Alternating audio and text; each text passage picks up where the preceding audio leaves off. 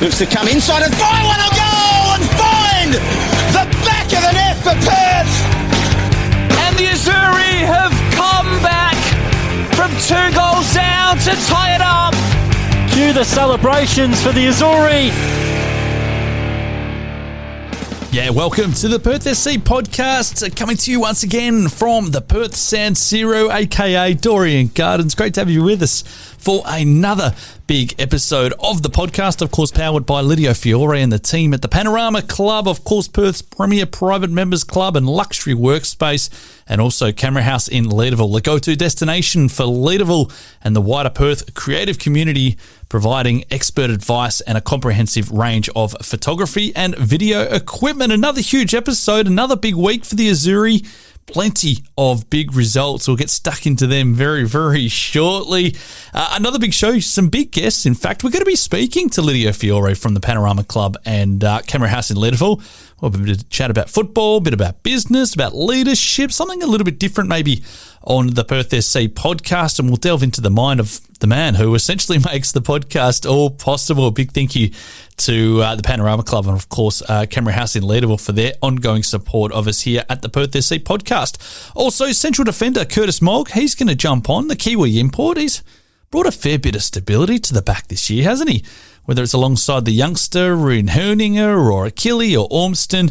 And, of course, another clean sheet on the weekend, which I'm sure Curtis will be very, very happy about. Also, some more big news out of the club this week. Our Vivish fundraising home, proudly built, of course, by the team at Trio Homes and with the support of very many generous sponsors and the Perth SC community. Well, the home's now on the market. So if you are in the market for a new home, or you maybe just want to go and have a bit of a look-see, it's located at 59 Cranwood Crescent in Vivish. It's a beautiful part of the Swan Valley down there towards Midland, right on the banks of the Swan River there. The Rivermark Estate, in fact, by Hesperia, and will make a fantastic home for your family, or maybe a couple, or whoever you might be. It's certainly worth checking out. Some of the features, in fact, are the big high ceilings, which are absolutely beautiful. Plenty of a spacious feel as well. The zoned reverse cycle ducted air conditioning to make sure that you're nice and comfortable all year round. Designer stone top benches in the kitchen, bathrooms and laundry. Solar system and electric heat pump for obviously all your energy efficiency, and a landscape front and rear gardens with retic and manicured lawns. So it's pretty much all set to go. The first home open is in fact this Sunday, the 4th of May. You can check that out at 10 a.m. and you can also view the home right now on realestate.com, or you can contact Alex on 0417 932 962 for more information, and you can also contact him through the club here at Perth Soccer Club as well. So well worth checking out, and hopefully all the funds are raised, of course, going back into the club, which is absolutely fantastic. A big thank you once again to all the contributors and all of the sponsors and providers and suppliers and everything else that made this, of course, possible.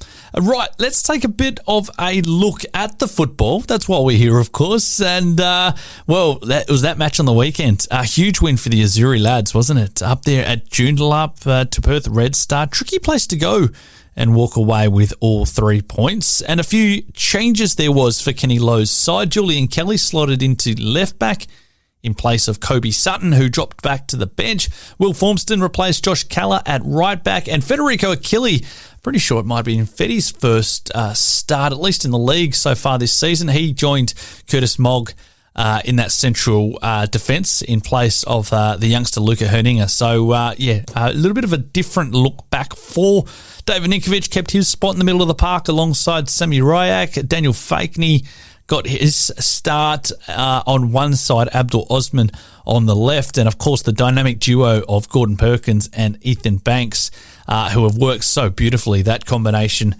started again in attack, but the Azzurri found themselves a little bit under pressure in that first half. It was only for Red Stars inaccuracies from Daryl Nicol and Theo Leeming, as well as maybe some smart keeping from Mark Birighitti, that meant Azzurri stayed level heading into the major break. It would be that man again, Gordon Perkins, to find the back of the net to break open the game for the Azzurri and put an away win firmly on the afternoon's agenda in a repeat of previous weeks. Ethan Banks again became the Perkins provider when he found his number 9 with a bit of an aerial ball from the wide left position. He started to head towards the penalty spot, and Perkins did brilliantly to wriggle away from his central defenders and his markers and to poke the ball past Red Star keeper in Liam Reddy. So, he just keeps going from strength to strength, especially with that partnership with Banksy, of course. A bit of a slice of luck for the Azzurri as the Red Star defender in Dennis Gallen was given his marching orders in the 78th minute following a second yellow card. However, Azzurri just failed to ice the game with chances from Semi Ryak and Will Formston just going begging to leave that gate door open a little bit for Red Star. And in a last-minute show of desperation, Liam Reddy came forward for a corner deep in injury time. He managed to win the header but failed to hit the target. So it did mean Azzurri held on to a big confidence-building win to keep their spot in 4th place and now open up what would be a 6-point gap on 5th place Armidale. So that's how it ended up for the Azzurri men across the weekend. So just to, put that in context with the other results and a little bit on the ladder, Bayswater, they continue to lead the way with 6 wins on the trot. They beat Balcatta 4-0. Perth Glory solidified their spot in second with a 3-0 win over Western Knights. Fremantle, they recorded their first win of the season as they beat Floreat Athena 2-0 at the Velodrome. Sorrento got off the mark against Stirling, and Olympic Kingsway accounted for Armidale. So the table, Bayswater lead the way, 18 points from a possible 18, having won all of their fixtures in 2025, followed by Perth Glory on 16, Olympic Kingsway on 15, the Azzurri on 14, and then, as mentioned, a 6-point gap to Armidale on 8, followed by Sorrento, Stirling, Fremantle, Red Star, Knights, Balcatta, and Floreat, who's yet to record a win in 2025. And the lads will, in fact, they're going to take a break from the league this weekend. They'll get set instead for their 5th round clash of the Football West section of the Australia Cup. We'll preview that a little bit more as we get deeper into the podcast. And, looking forward to chatting maybe a little bit about that with Curtis Mogg as well, who's going to join us a little bit later on.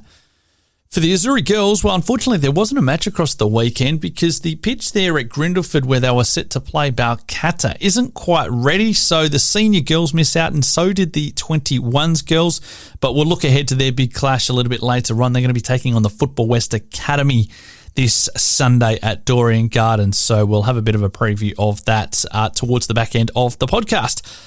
Other results for the Azzurri across the weekend, our 23s men. Unfortunate loss for our 23s men, going down 3-2 to Perth Red Star. Elmar Zamastajic with a double for the Azzurri, which was absolutely outstanding. And a good effort there despite the loss. And for our 18s men, believe it or not, it was the same scoreline and a 3-2 loss to Red Star. Harry Surtees again on the score sheet, alongside Christian Ballasini for the Azzurri. So, some good individual performances despite maybe the teams not being able to get the job done across the weekend. But there is always next week and there's always this week, and we'll look forward to having a bit of a look at that throughout. Right, so there's a bit of news from our senior sides. As mentioned, some big chats to come. We're going to take a quick break and we'll chat to Lydia Fiore from the Camera House Leederville and the Panorama Club right after this.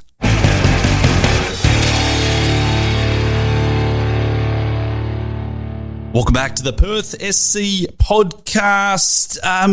You would have noticed recently we've got a sponsor on board, which we are absolutely so grateful for, Mr. Lydia Fiore and the team there at the Panorama Club and Leederville Camera House. Lydia is the director down there, does some fantastic work in the creative space and also the business and networking space. So we thought it was only right that we got Lydia on for a little bit of a chat, and we do welcome him to the Perth SC podcast. Lydia, thanks for jumping on, mate. Thank you. Thanks for having me. No worries at all. Mate, thank you very much for your generous support of the Perth Soccer Club. What was the primary reason for jumping on board with the Azzurri? So I see a lot of similarities between what we do here with Panorama Club and Perth Soccer Club. As far as the community, it's probably the biggest one. Obviously, my son plays under 8s, and we've got a couple of members that are part of the management of Perth Soccer Club or the committee. And I see a similarity between communities, and yeah, I thought it'd be nice to be able to sponsor and go from there. Yeah.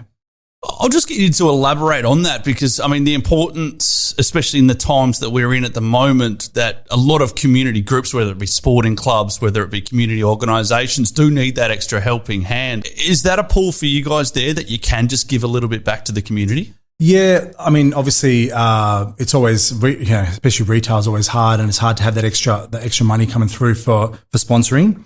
However, it's sometimes it is important to support communities like Perth Soccer Club, as with the new kids coming through. My son enjoys it, so absolutely. I think it's definitely worth sometimes pushing harder than you normally would. And again, you don't directly get anything financially out of it. You might put in whatever you put in, and you might not get anything out of it.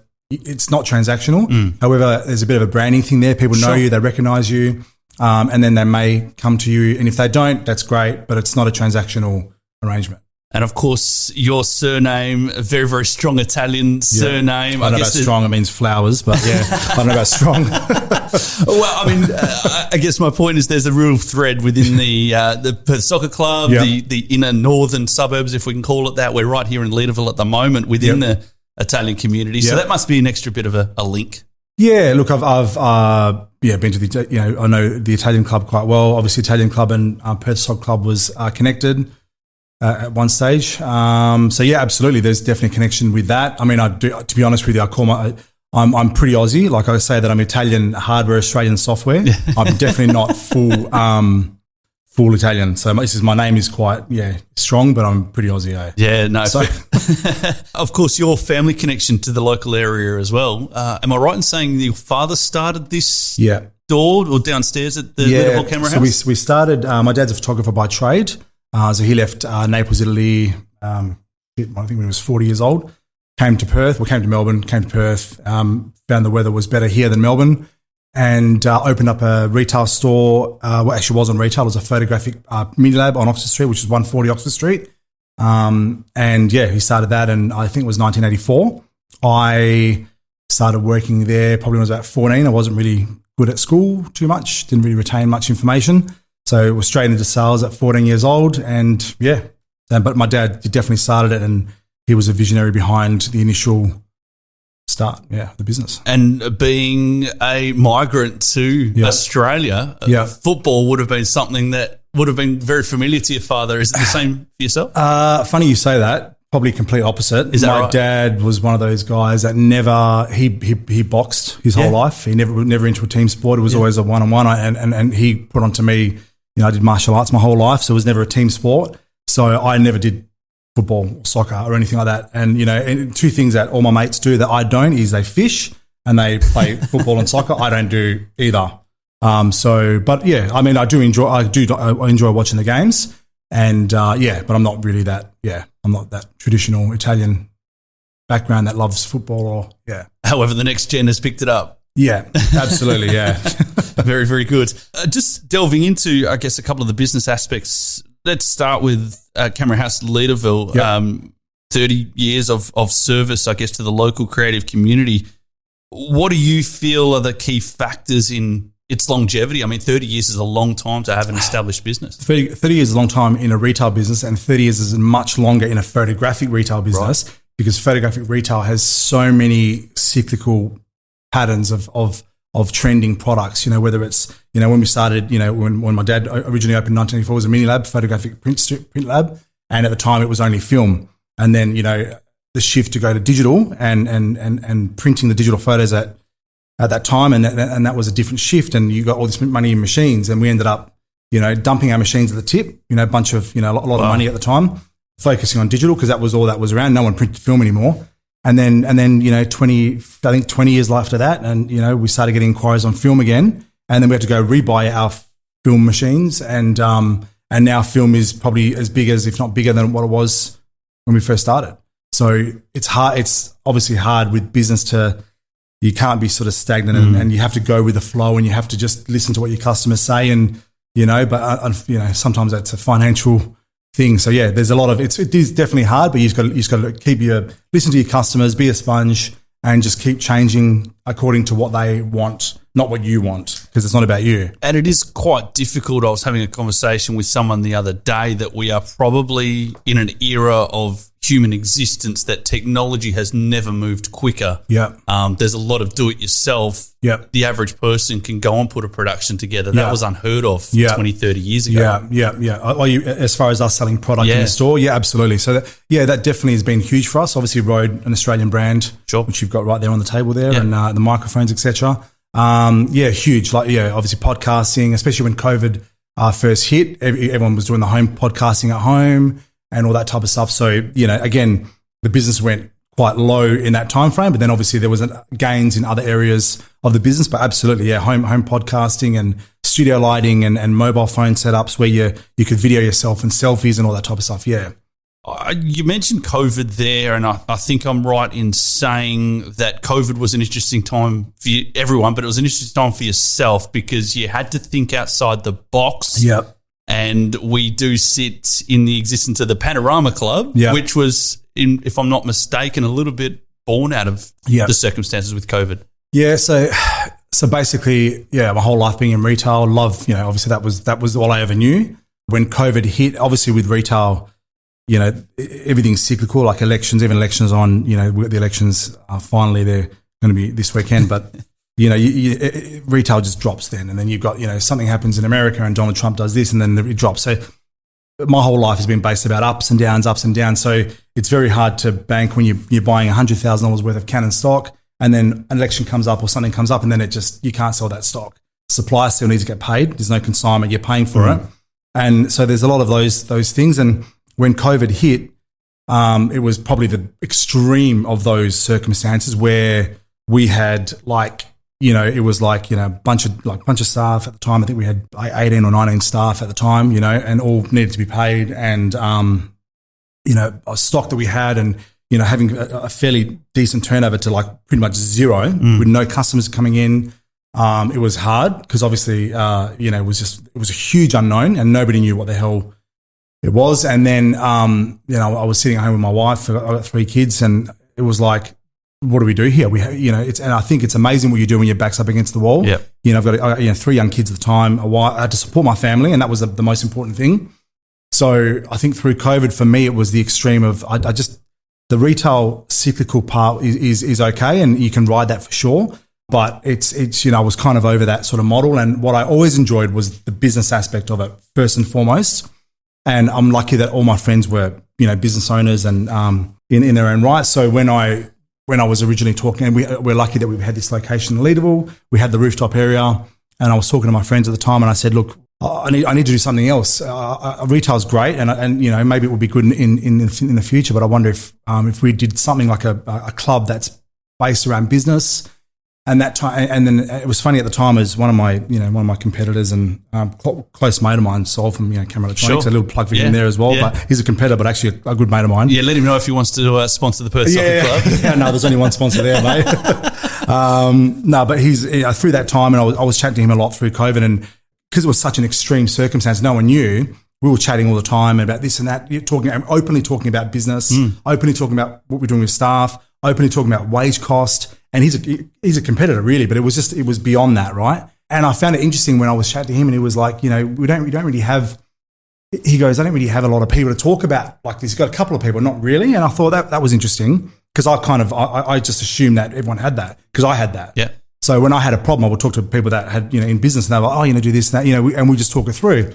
So then and that time as well, that's when I thought, maybe there's some more benefit to having a club where you've got bunch of people that are all in a similar mind space in business. They understand the bad stuff that can happen. It's different. So I wonder if there's any value in that. And that was also part of it. And I found that there's a lot of people out there that don't have that support. They might go onto podcasts, they might go onto here and try and get the information, but you can't talk back to a podcast. Correct. So what we do here is, we have these events and people get to talk to, lawyers talking to an accountant, accountants talking to this, and all of a sudden they're talking similar things, and they're They're gaining insights that they wouldn't normally use, and it's really hard to put a value on that because they're getting information they wouldn't normally get. So that was kind of born out of Panorama, and I didn't realise the extent of how it would go till now, where it's become, members have gained a lot through that, a lot. And that face-to-face interaction, I think in modern times too, it's something, and we talk about the young people,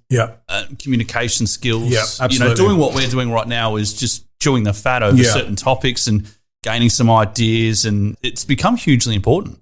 Yeah, absolutely. Like my kid's example, my son in particular, he'll go to shake someone's hand, he'll look at the floor, and I'm like, no, don't do that. Look in the person's eyes. I've been in retail, my whole life. You always look in the person's eyes. Correct. It's important, But you're right.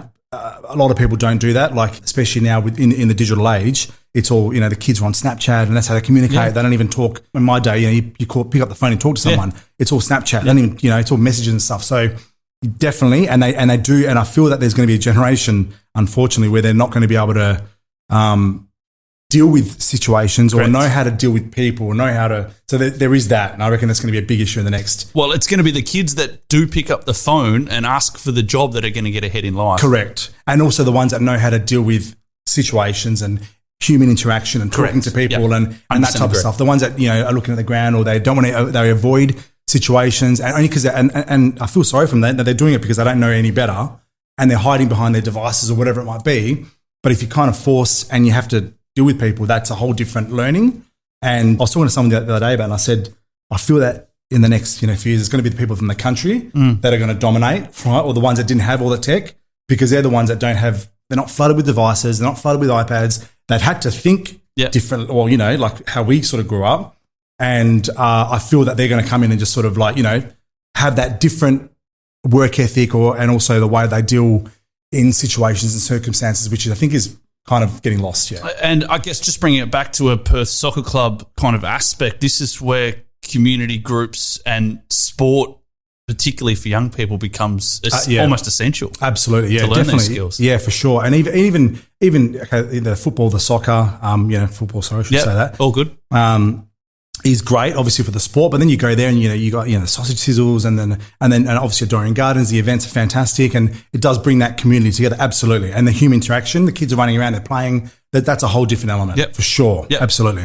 Lydia, you were down there for the junior parade, I think, the junior event, yes. And absolutely outstanding. And that was a draw, wasn't it? It was with Floreat, unfortunately, last minute. Yeah, I saw that. I did say that. But the I guess the event that brought the whole community together, and it was fantastic to see all the juniors supporting the seniors and something to kind of inspire to and cling on to. Yeah, absolutely. Yeah, for sure. And my son was running around. He had 3 cans of Coke. But that's a different story. But no, he was loving it, and he was running around playing with different kids, and for sure. And they see that you're right. They see the older players, or when I say older than him, seniors, seniors. So that's the right word. And then they obviously want to emulate that, or they want to aspire to be that. So for sure, definitely, yeah. And there's obviously some synergies, as you just mentioned, between I guess the football club and Panorama Club. Initiatives here. You're probably still self-admittedly in an infancy stage of what you want it to be, what works, what doesn't work? I think we've kind of got past that now. Sure. We've now implemented a lot more. We've got a committee now, which is a bit of a game changer. We've never had that before. I never even knew what even – I didn't even think I had to do that in the first place, but I'm lucky that I've got some I get good advice from a guy from the UK he's part owner of – well, his dad used to run Soho House for years, anyway, so I speak to him. He's like my mentor. I speak to him once a week, and I've done that probably for the last year and a half now, probably 2 years. And he's been our biggest sort of growth. And luckily, that's he suggested the committee, and then we did the committee based off that. And you just see the different brains thinking of stuff that you wouldn't normally think. You can't do everything, right? So I think we're past that point. Where the committee definitely helps. We've put other platforms in place when we've got a events and membership, coordinator now who goes out and she meets members, she gives members orientation, talks about our app because we've got an app for the club. Sure. We've got suites everywhere. We've got a travel concierge, all the stuff that people don't even know about. So she'll when members join now, she'll do an orientation. She'll show them all the things that what we have to offer, which is all the premium suites around Perth. Obviously the travel concierge and that's great. So that's another element that sort of helps. And again, that's I think we've found I found that I can't do everything myself, and I think it's important to have people around you that know, firstly, that are smarter than you and know more than you, and that's kind of what's they're kind of gravitating towards this because they see the intention and the direction's good, and it comes out of a good place, and they're going, I want to, like, these people have come to me and said, I want to help you, like genuinely. They're saying it, and a lot of it's with no money, right? And obviously, which we're going to remedy that, of course, because I'm not like that, but they're saying out of the bottom of their heart, and there's something to that as well, So yeah, for sure. Like we're definitely at an evolution where we're listening to our members more, and we're not a one-man team anymore, which I think we have to be. And it's definitely. I think we're again. Having said that, whatever the club is today will be completely different in a year's time because we're adding so much more, we're doing so much, and. Yeah, no, it is interesting, the whole concept about, I think it was Richard Branson that said, get your how man and then get the hell out of the way kind of thing and let them do their thing. Have your vision, get people to come in. And I think you have to be, you can't be arrogant for that. You have to be well aware. Correct. You have to be well aware, and you have to know your limitations, which I do and I don't. Sometimes I forget them and I do swear again, but sometimes I do stuff that is just, too fast, and then, it works a lot of the time. So not maybe most of the time, but sometimes it doesn't work, and it costs me extra money and dramas. But you have to be aware of that, and I think I've made enough errors in my life that I am aware of that. And now that I am aware, then I try and plug those holes with people that can fix that. Yeah, part of my inadequacies. Yeah, no, absolutely, absolutely, and it's bringing it back again to a sporting context. I mean, it's exactly what happens in a football team. Is that you might lose the ball and someone's there to get it back for you. Absolutely. You know what I mean? It's a team, right? It's all about the team. You can't. One person can't win a game. No. Yeah, absolutely. Absolutely right. I guess just a couple more, mate. And looking ahead, what are your hopes for the ongoing partnership between the Panorama Club, yourself, Leederville Camera House, and Perth Soccer Club? Oh, look, I mean, as far as for us, again, like I said before, it's not transactional. It's more we're doing it for the community. If people come to us, great, we appreciate it. We obviously do, we do printing here, we do all that type of stuff. That's great. If not, it's all good. But I'm happy with just the association is great. Yeah, is important. And that's pretty much it, really. Yeah. Like I said, it's not a. We didn't intend to sponsor to go. Where's my money? Right, it doesn't work that way. Yeah. But But I mean, if we get something out of it, great. It's a bonus, but it's not. No, absolutely. Mate, thank you very much for giving us a few minutes. It's been fantastic to have a chat about yourself. And once again, thanks for your support. Thank you very much. Appreciate it.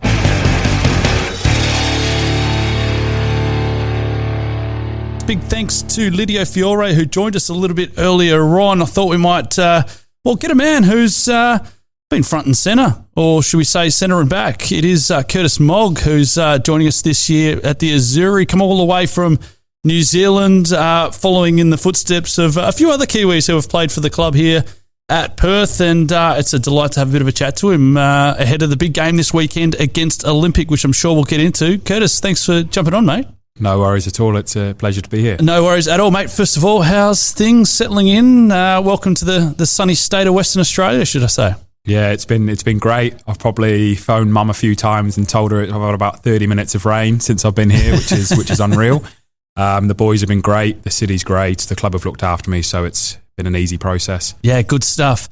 Obviously, you came on the recommendation of, he was a bit of a legend around these parts, particularly with his time at Perth Glory, became the coach, and then went off to bigger and better things for Auckland FC back in the A-League. And, of course, I'm talking about Danny Hay.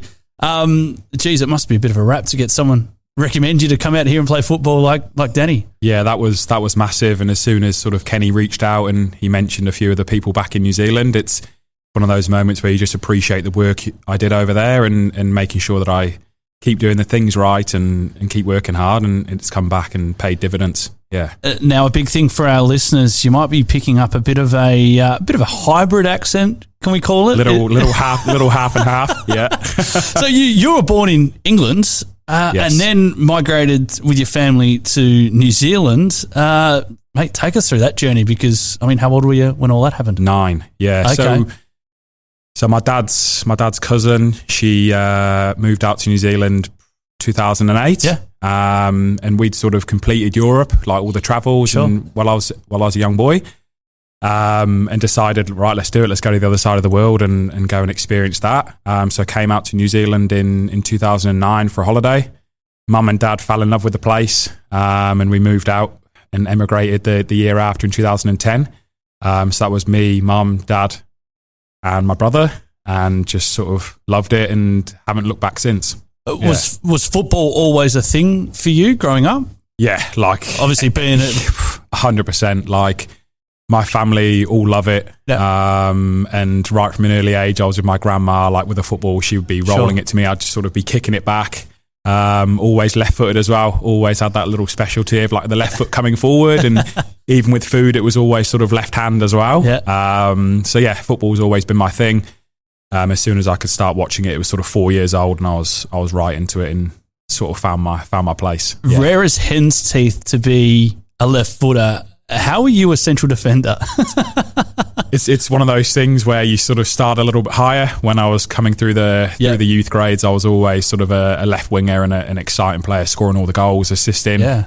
And as we've gone through the ages, I sort of just filtered back, played a lot of centre midfield, and then as a left-footed defender, it's a bit of a specialty. And some of the youth coaches in New Zealand sort of saw that in me, saw some leadership, and I grew quite tall when I was sort of 13, 14, and centre-back just sort of came the position that I thought I'd sort of be able to have a career in. And yeah, I've sort of enjoyed it and taken on that role. I always found it funny because you talk about Sunday league football. Anyone got a left foot, you're out left. Oh, 100%. 100 times. There's no argument. Yeah, left, like literally when I was younger, it's like, boom, left-footed, okay, you're playing left wing, left back. I was just on the left side, whipping balls in. Yeah. So yeah, really enjoy it, and centre-back's my space now. Yeah. And growing up in New Zealand for majority of your youth, I mean, how important was football in what is essentially a rugby-mad country? Oh, like coming over in 2010, I was the only footballer at my school. Right. That's the honest truth. I was the only footballer there, and I sort of brought it into the school. Like boys would have no idea about it. Sort of, I would be there in the school grounds at lunchtime. I'd bring a football. I'd wear football shoes, and all of them would be looking at me like, "Who's this guy? What's going on here?" They're all in barefoot. I'm in football shoes, and they're like, "Okay." But over the couple of years I had at primary school, I sort of introduced football, and I got a good group in the end. Yeah. And to be honest, it's had a major shift. Football is big in the country now. And obviously with what Auckland FC are doing and the All Whites now getting a guaranteed spot in the World Cup, football is getting big over there. And I think it's taken over already. The numbers in the youth space are really high. Is that right? So yeah, definitely since I was over there, the interest and football became a lot bigger in the time that I was there. Because that was the old thing that every boy in New Zealand wants to grow up and be an All Black. And to ever try and buck that trend, people think you're mad. Yeah, you're a rugby boy. When I first moved over, that's all we did. That was all the focus was just rugby. All your zone days, all your boys at school, they're all just rugby boys. All the talk is rugby. And so, it was a very interesting to see how that sort of evolved. And with tackling and stuff these days, it's become quite a dangerous sort of touchy subject. Yeah. And so a lot of parents aren't really wanting their boys and girls to be involved in that space. So a lot do take up football now over in New Zealand. So it's getting there, which is good. I guess it all started, I mean, looking a little bit more historically, you look at 82, bit of a blemish on our Aussie record to get knocked out of qualification by the bloody Kiwis, if I can put it like that. And then, you look at some of the names, your Winston Roofers, and you go on to your Ryan Nelsons and these Shane Smelts, Winston Reid. Winston Reid, that was the other. That was the other name I was looking for there.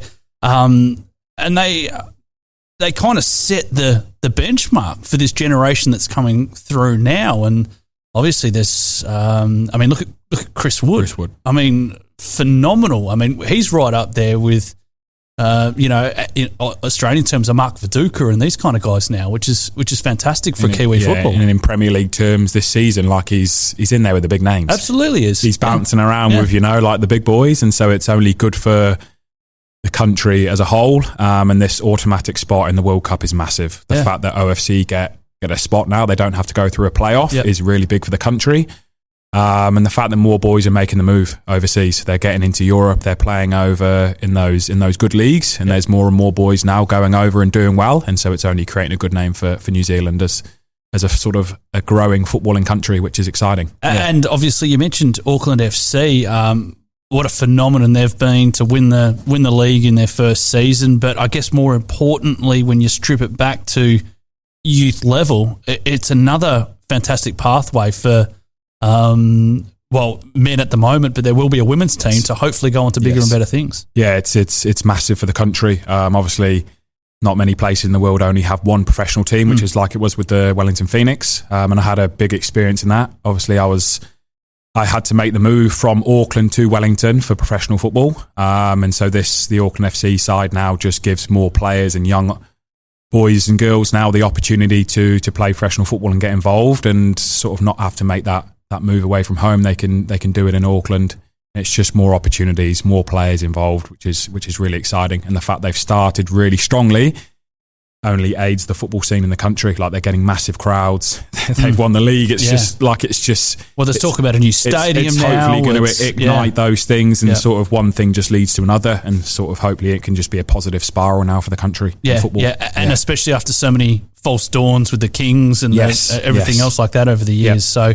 A real bright spark there. Obviously, last season when we did the podcast, we had fellow Kiwi Ben Stroud joining me a few times there, and he was talking about the National League and everything else like that. Where do you feel the domestic football's at as far as New Zealand goes? There's been a few changes in the period that I was playing. So I started playing in the National League at 16. When I was with the Phoenix, it was really good. Involved in first team in men's football from an early age, which was good for me. And the structure has changed over there now. So it's become more club based, and it's not you wouldn't qualify as a club. Back in the day, it'd be more like franchise stuff for the national, for the summer section. But there's more of a community ownership. It's you have to qualify. So it's similar to what the Australian Championship's going to be here now. So you sort of do your qualifying in the winter as a club. Right. To try and get into that national competition in the summer. So it'll be similar to what we're trying to do here at Perth. Yeah. It's really good because it's more club based now, and you sort of stay with a team the whole year round, and you sort of work together to try and get that end goal of playing in the National League. Yeah.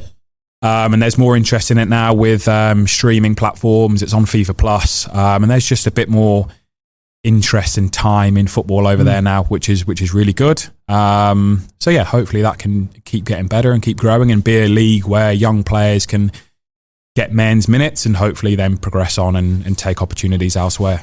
And the rivalries, obviously, with Auckland coming in, you got those down south from Wellington, and even those further down south from Christchurch and Dunedin and these kind of places. I mean, how is the rivalries? Is it just Auckland v Wellington, or is there a bit more to it? It's, to be honest, everybody sort of, in my experience, everybody's over in New Zealand, everybody just gets on. Like, it's people just sort of look after each other. Sure. But now, since Auckland have come in football terms, there's been a bit of spice. There's been something dropped in there now, which has made things exciting, because Phoenix have no different. Well, it was always the Jaffas and all that kind of style, wasn't it? There's been nothing really happening, and so Auckland just sort of being dropped into the mixer now just sort of adds a little bit of oomph to it.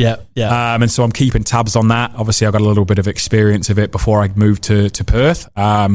But you see little bits and bobs on social media, and some of my friends that are based in Auckland going against some of them in Wellington, and there's lots of comments and back and forths, so it's exciting, and it adds to it. Like, in terms of crowd numbers and interest in the game in New Zealand, it's good to have that bit of life. Well, you got that narrative, don't you? And it starts to build the stories, and that's something that when we put podcasts together like this, is something we're really, really keen to talk about. So, that's fantastic. How do you find? I mean, we love to make comparisons, and I guess we like to keep up with the Joneses in inverted commas, but how would you compare the National League in New Zealand compared to what we have here? I mean, is it NPL level? Is it WA NPL level? Is it maybe Sydney NPL level? Is it A-League level? I mean, what are we looking at? That's the tough question that's been asked of me quite a bit, especially from sort of a few of my friends back in New Zealand. They're always asking, Moggy, what's it like? And my answer is, is sort of varies quite a bit as I'm getting an understanding of the players in the league. Obviously, we started with some good results, but we haven't played those teams in and around the top 4. Sure. So my answer probably becomes clearer once we've played those games and we've sort of completed a whole round. But so far, it's fairly similar in terms of the rules as well. Like there's a couple of visa players in New Zealand, there's a couple of visa players here. The speed of the game is fairly similar. Physicality. The one thing I would say is just a little bit quicker here, a little bit more physical, and you probably have that little added international sort of players in and around the league. Yeah.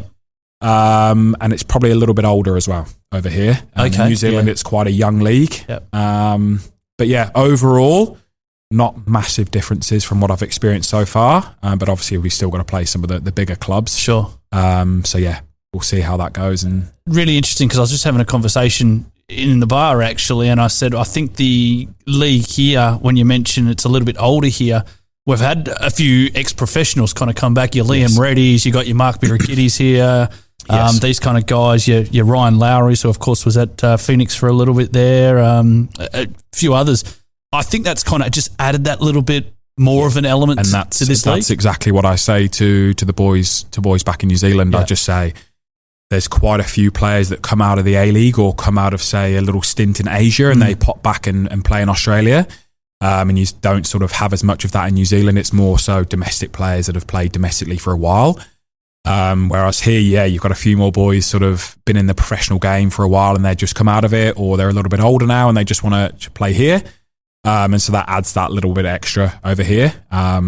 So yeah, it's all good things and good opportunities to play against people like that. Especially with Birras behind me, it's so good for me to sort of learn off him, listen to him, because he's had experience in the professional game. And it only helps me as a centre-back and a young defender that wants to go on and play at the next level and wants to take that next step. So, yeah. In your position, I guess as that centre-back, you're a little bit older. You probably got young Herninger next to you. You might have another one of the youngsters out wide there. I mean, you're the senior man almost in that back 4. Is that a role that you feel comfortable with taking on? Is that leadership and that maybe that directive from time to time? Yeah, like I love it. I live for that. It's a big part of my game is speaking and helping players through and doing what I can to support the team and take us to that sort of next level, keep the standards there. When I was at the Phoenix, I was the academy captain, and when I was at Auckland United back in New Zealand, I was the captain there, and so it's something that is sort of second nature to me. I really enjoy taking on that responsibility, and it's good for me to come over here and be looked at in that way from the players around the space. They ask me questions, and I'm there to support them. So it's a role I enjoy. And you mentioned that maybe you haven't played those clubs that may be considered in the conversation at the top end of the title, but does that help you kind of ease into the season somewhat? Yep. It's very good for us. I think it's worked out quite well. We've got quite a young group, and Kenny's system is a very it's a very good system, but you do need to learn it. And there's a lot of new players that have come in this season. And so it's just sort of taken us a couple of games just to sort of really get in that space where we understand our roles, and everybody's sort of getting that connection now in those games where we're getting the good results. It only adds to that. And so I think we can really kick on here. It's a good start, but we've definitely got another level in us, another couple of levels where we can take it up and really be in the mix, which is exciting. So yeah, we're looking forward to these next couple of games before we build into that sort of the games against the rest of the top 4. Yeah, interesting times. And of course the cup game, we'll talk about that in a quick second.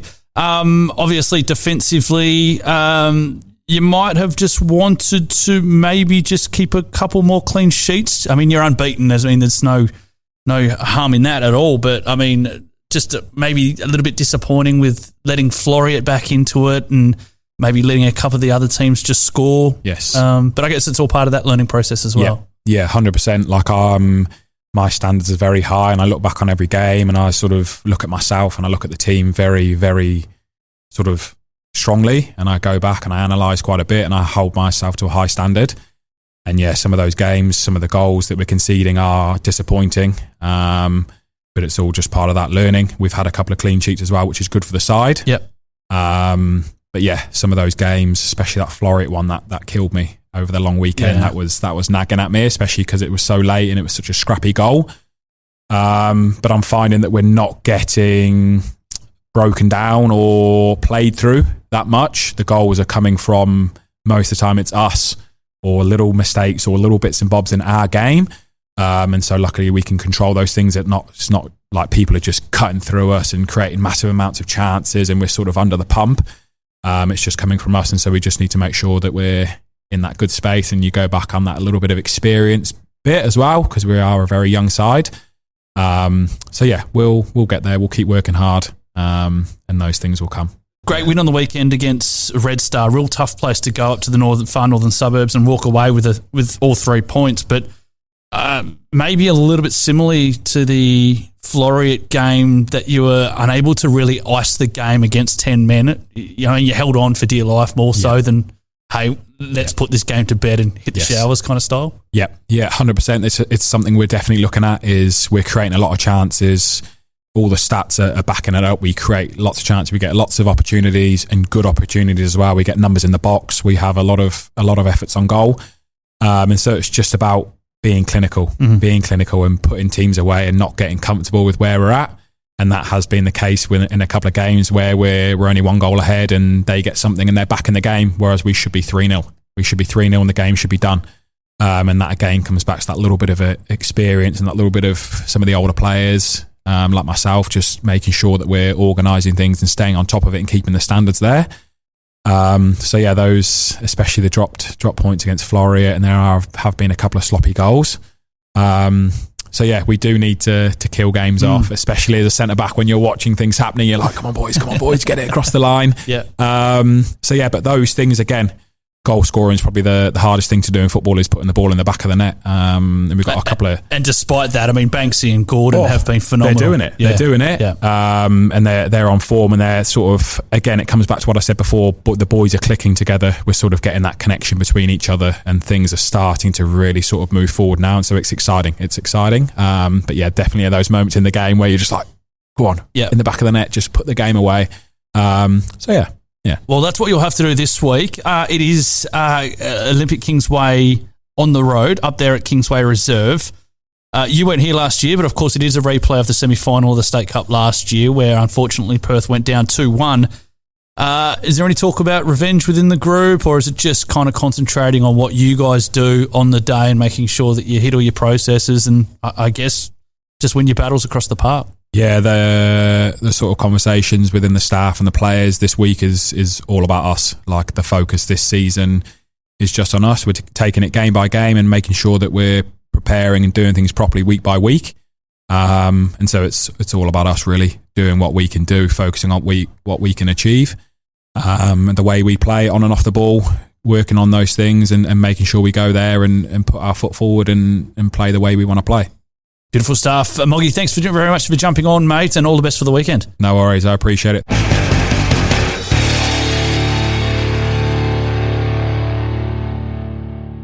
Final part of the Perth SC podcast. Big thanks to Lydia Fiore and Curtis Mogg. We'll just take a quick look at the weekend before we get set to wrap things up. Our senior men, it is the 5th round of the Football West section of the Australia Cup. In fact, on our way to the State Cup, hopefully. And Perth will take on Olympic Kingsway. It's a repeat of last year's State Cup semi-final, in which Perth fell 2-1 to Kingsway on that night. And I'm sure it might still be a little bit fresh in the minds of some of the lads. So looking forward to seeing how all of that plays out. Get up there, support the boys, don your Azzurri scarf. 3 p.m. kickoff this Saturday, all happening up there at Kingsway Reserve. So hopefully you can get along there. Other fixtures include, just having a bit of a look at the rest of the Australia Cup fixtures, just so you can get an idea on who's left in that particular competition. Stirling will take on Kingsley Westside, Kalamunda against Subi, Bayswater and Quinns, Olympic Kingsway and Perth, of course, Inglewood against Fremantle City, Floreat Athena against Balcatta, Canning against Murdoch Uni Melville, and Western Knights against Curtin University. So that's a little bit of a look at who some of the opponents might be. But first, of course, we've got to get over a bit of a tricky one up there at Kingsway. Unfortunately, no cup fixture for both the 23s and the 18s men after falling to Perth Glory in the previous round. So it might be a little bit of a lighter weekend for those two sides. For our senior women, a massive, massive, massive fixture happening on Sunday. This is the pick of the bunch. It is 1v2 as they get set to take on the rampaging Football West Academy side. They are absolutely flying at the moment. It's going to take plenty within the Azzurri girls to be able to hopefully come away with the 3 points. That's at home. That is at Dorrien Gardens, a 3 p.m. kickoff on Sunday afternoon. So you can get your full fix on both Saturday and Sunday and support both our men's and women's team. Right, just about set to wrap things up. Big thank you, as always, to Lydia Fiore and the teams at the Panorama Club and a Camera House in Leederville. Don't forget to spread the word of the Perth SC podcast, available each and every week throughout the season on Spotify, on Apple and YouTube Music. Tell your family, tell your mum, tell your nan, and they can all have a listen to what's happening around the mighty Perth Soccer Club. Good luck to all of our sides this weekend, and go on the Azzurri.